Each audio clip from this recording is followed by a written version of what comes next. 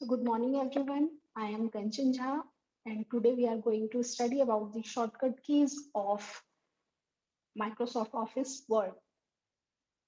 With the help of these shortcut keys, we can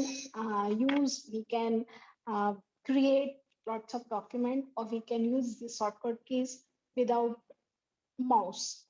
So first of all, Control A, जब हम particular एक complete document को select करना रहता है तो हम क्या करते हैं, कंट्रोल ए प्रेस करते हैं। जैसे कंट्रोल ए प्रेस करने से आपको दिख रहा होगा हमने पूरे डॉक्यूमेंट को सेलेक्ट कर लिया है। तो किसी भी पर्टिकुलर डॉक्यूमेंट हमें सेलेक्ट करना है, पूरे डॉक्यूमेंट को हमें सेलेक्ट करना रहता है तो हम कंट्रोल ए प्रेस करते हैं। Control B for bold.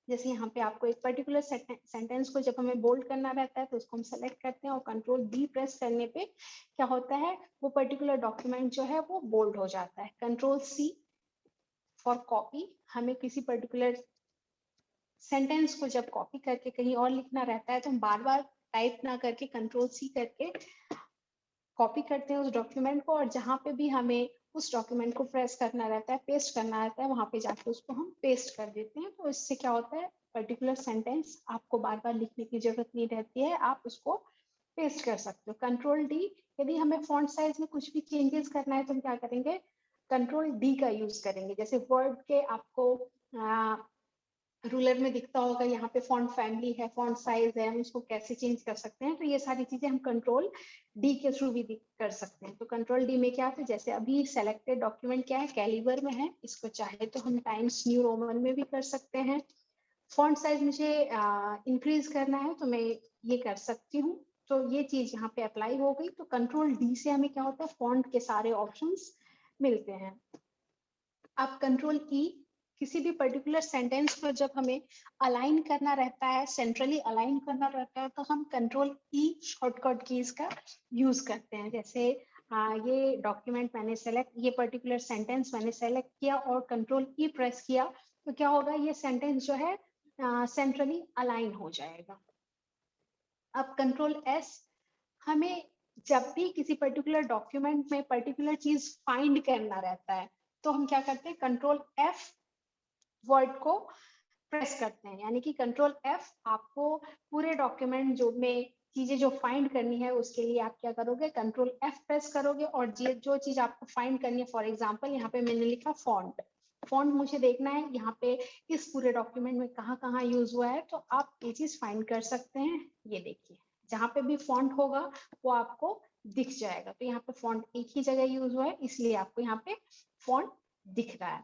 अब कंट्रोल जी, यानी कि गो टू ऑप्शन। आप पर्टिकुलर किसी, बहुत सारे पेज रहते हैं, उस पेज पे आप एंटर करना चाहते हो, तो ये देखिए जैसे मैं फर्स्ट पेज पे थी और फर्स्ट पेज से मैं कहाँ जाना चाह रही हूँ, सेकंड पेज पे जाना चाह रही हूँ। तो मैं क्या करूंगी, यहाँ पे एंटर पेज नंबर लिखूंगी और गो टू ऑप्शन पे क्लिक करने पे हम क्या करेंगे, उस पर्टिकुलर पेज पे मूव कर जाएंगे। तो कंट्रोल जी गो टू के लिए यूज होता है। इसके बाद हम बात करें कंट्रोल एच, यानी कि फाइंड एंड रिप्लेस ऑप्शन के लिए हम कंट्रोल एच यूज करते हैं। जैसे यहाँ पे जैसे फॉन्ट मुझे फाइंड करना है और फॉन्ट के जगह पे मैं चाहती हूँ लिख दूं लार्ज,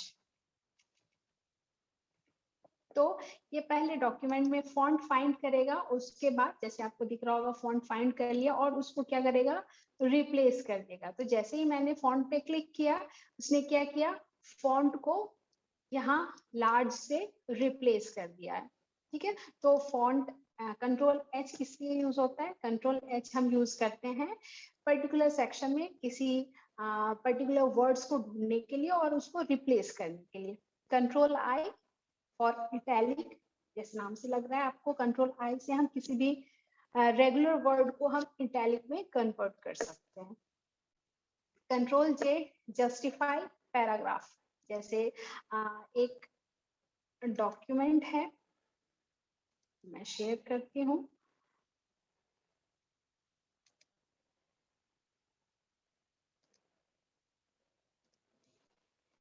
ये पूरे डॉक्यूमेंट को मुझे क्या करना है, जस्टिफाई करना है। तो मैं क्या करूंगी, कंट्रोल ए और कंट्रोल जे जब मैं प्रेस करूंगी तो क्या हो जाएगा, पूरा डॉक्यूमेंट जस्टिफाई हो जाएगा। तो जस्टिफाई करने के लिए हम क्या करते हैं, कंट्रोल जे यूज करते हैं।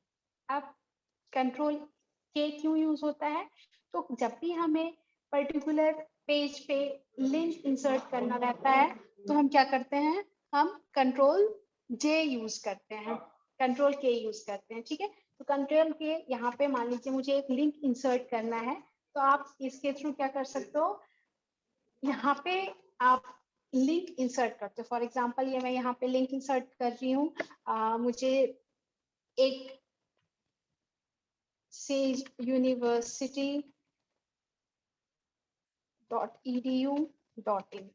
ऐसे लिंक इंसर्ट किया, तो यहाँ पे क्या हो जाएगा, ये देखिए लिंक आ गया है, और आप यहाँ पे इस पे बटन पे प्रेस करने से आप क्या कर सकते हो, सेज यूनिवर्सिटी भोपाल की वेबसाइट को विजिट कर सकते हो।